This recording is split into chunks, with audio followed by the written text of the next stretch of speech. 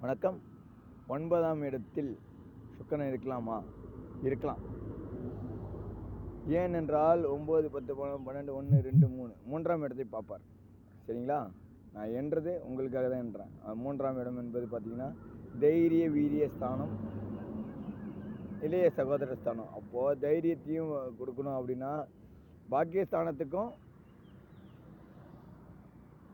பூர்வ புண்ணியத்துக்கும் வித்தியாசம் இருக்குது. 5ஆம் இடம் பூர்வ புண்ணியம் சொல்கிறாங்க, 9ஆம் இடம் பாக்கியஸ்தானம் சொல்கிறாங்க. அப்படின்னா பூர்வ புண்ணியம்னா நீங்கள் புண்ணியம் எடுத்துகிட்டு வந்த பலனை எந்த இடம் கொடுக்கணும், 9ஆம் இடத்தின் மூலிமா நீங்கள் தெரிஞ்சுக்கலாம். நீங்கள் எவ்வளோ புண்ணியத்தை கொண்டு வந்திருக்கீங்க, எவ்வளோ பாவத்தை கொண்டு வந்திருக்கோம் அப்படின்றது, அதனுடைய செயல்கள் இவர்கள் என்னென்ன அனுபவிக்க போகிறாங்க, எப்படி ஃபோன் யூஸ் பண்ணுவோம், எல்லாம் முதற்கொண்டு எல்லாத்தையும் கொடுக்கக்கூடிய பாக்கியஸ்தானம். அப்போ உங்களுக்கு வெற்றி எல்லாம் கிடைக்கும். அதில் வீரியஸ்தானம், விஜயஸ்தானம், அதாவது வெற்றி ஸ்தானமாக வீரியஸ்தானம், அதாவது தாம்பத்தியத்தில் வீரியத்தெல்லாம் கொடுக்கக்கூடியது இந்த இடத்துல தான். சரிங்களா? 9ஆம் இடத்தை பார்க்கும்போது உங்களுக்கு 9ஆம் இடத்துல இருந்து 3ஆம் இடத்தில் பார்க்கும்போது உங்களுக்கு வெற்றிகள் புரியும். நன்றி, வணக்கம். சேனல் லைக் பண்ணுங்கள், கமெண்ட் பண்ணுங்கள், சப்போர்ட் பண்ணுங்கள், சப்ஸ்கிரைப் பண்ணுங்கள். வணக்கம்.